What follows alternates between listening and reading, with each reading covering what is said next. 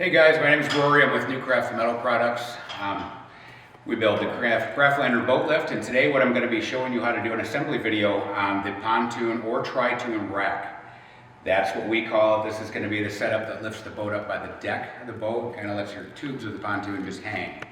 Okay. Once you open up the box, what you're going to have in there, we're going to have a baggie, 8 of these clips. We used to mount these on the top flange of the I-beam. You're going to have 4 of these base uprights, look like so. And you're going to have 4 of the telescoping uprights that slide down inside of here, like so. I will cover this later in the video. One thing to take note of, these holes here are going to be your height adjustment to go up and down inside of this lower base tube. On this side, you're going to see you got smaller holes here. This is where the wood would mount to. On this side, you're going to see bigger holes on this side. The reason for that, this hole is big enough so you can get a socket in there, because what happens when you tighten up the bolts that go through there, the carriage bolt, you're pinching that one wall of this tube. If you pinched it from this side, you could collapse the tube.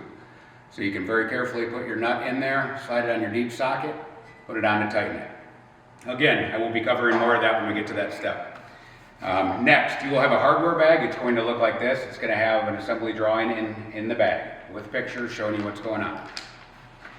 Inside of that bag, you're going to have a bag of carriage bolts and your 3/8 bolts for your adjustment for height. Carriage bolts, again, are for the wood. You have a bag of the 3/8 whiz nuts and brass. You're going to have your 3/8 bolts for your clamp plates right here. Lastly, your plastic caps. These plastic caps will go in the top of this tube when you're done. It's going to be the final step of the assembly.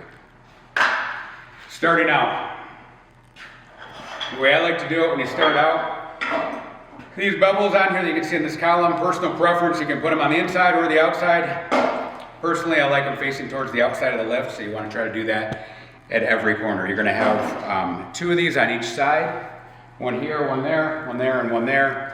The board's going to mount to the top of this. Again, starting out, grab yourself a plate, one of the base mounts, with 2 of your 3/8 hex bolts, 2 of the 3/8 whiz nuts, put them through the base like so. Again, clamp plates have contour, they're forming to them. This side would be the upside. It's going to pinch the top flange of that I-beam, going up like so. You're going to have rounded corners here on the top, pointed corners on the bottom. The pointed corners are going to go underneath the flange to the I-beam. The reason for these rounded corners is to alleviate any sharp edges that could possibly cut anybody near it.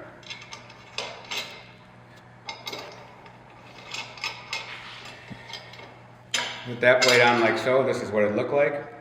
What I do is I take it down, slide it into place. After that, 2 more 3/8 bolts, 2 more 3/8 nuts.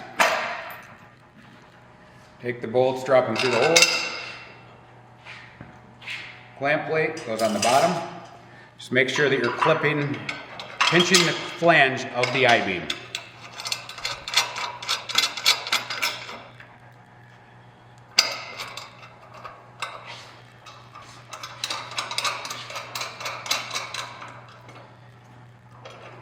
All right, so right now we have these bolts in here loose. You can still slide this back and forth. A lot of the questions that we get is, where do I set that at? What is the adjustment?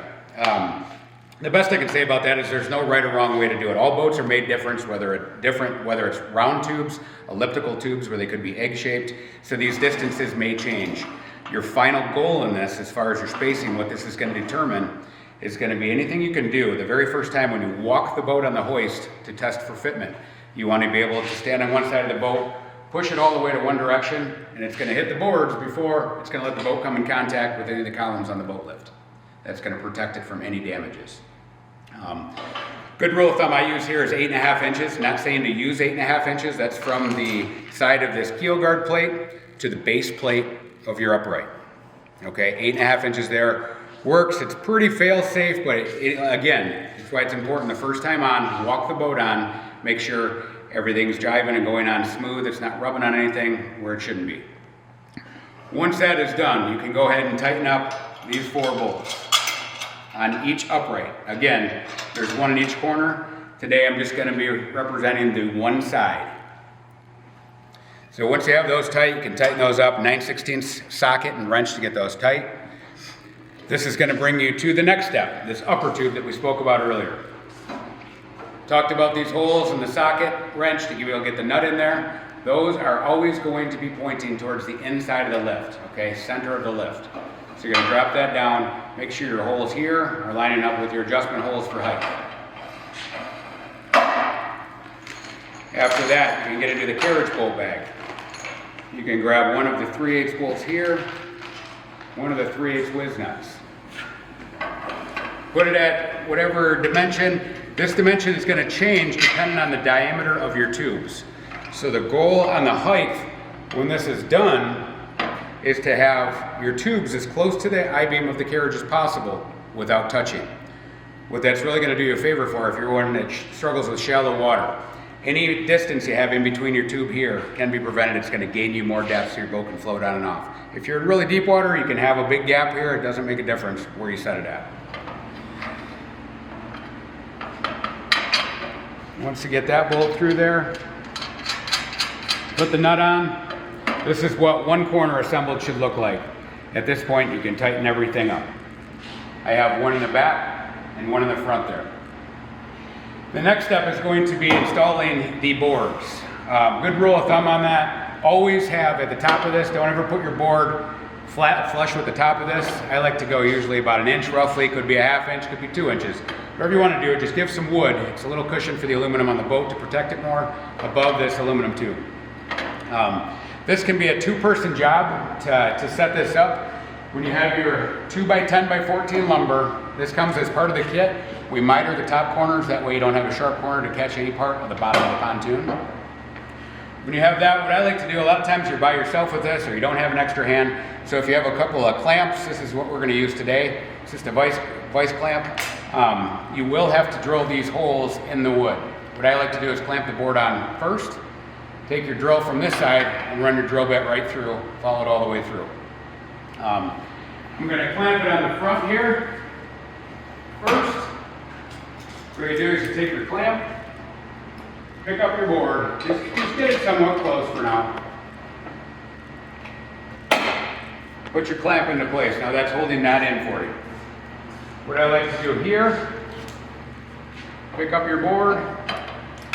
Again, pay attention to your top of the board above the plate. I like to shoot for about 1 inch.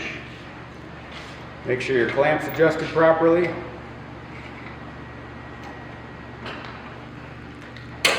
Once you have that into place, now your board is being held. So I do understand it's a little bit higher on that end. It's not super important right now. What I like to do when I do this, when I drill the holes, drill your top 2 holes first, per side. So do this one here, drill that hole, go down there. Once you have a bolt in here, once you drill your hole, you're going to use a carriage bolt. Looks like so. Carriage bolt is going to come through from the back side, insert it in your hole you put through there, right into this tube. At that point, you can install the nut on it. Once you have one end or the other done, where you want it for height with just a top bolt, you can just do a finger tight nut on there. Then you can measure your distance from the top of the board down to this, make it match on the opposing end of the boat lift. Once you have both top bolts installed and drilled, you can then go through and drill the bottom ones, front and back, other side as well. Finish putting all your carriage bolts in. Go ahead and tighten up all your hardware if you haven't done so already. Lastly, your final step on this would be to put your plastic cap on the top. These are included in the bag like I showed earlier. That's just going to install right in the top like so. Once you're done with that, have all the caps on, you can then lower your carriage all the way down. Strong recommendation, the very first time coming into the boat lift, walk the boat in. Make sure everything's lining up, it's not catching any wires that could be hanging down on the bottom of your boat. Make sure everything is going to be good there. Once you verify that, the boat not only floats on, again, as mentioned earlier, you're going to push the boat from one side of the hoist to the other while it's floating. Make sure the boat's coming in contact with these boards prior to letting the outside of the boat come in contact with one of the columns. Once you have achieved that, you can go ahead and call it a done day, start using it. If you're coming in contact with the columns, what you need to do, loosen these 4 bolts here, widen it out. Okay, just widen these out. take a measurement, eyeball it, whatever you got to do, spread that out a little bit more. By spreading that out, what that's going to do, it's going to prevent the boat from going over any further. Once that's done, you're good to go. Then you crank up the carriage. This is where you're going to check your pontoon tube is going to be sitting roughly right here. Again, for shallow water applications mainly, you want to get the tube of your pontoon as close to this twin beam as possible without touching. That's going to buy the most amount of water to float your boat on the hoist. If you have to go up or down, it's a simple adjustment right here. You can take this bolt out, lower it down, put it back in and tighten it up. Once you have all that done and you test fitted the boat, you're ready to rock and roll. Thanks for joining.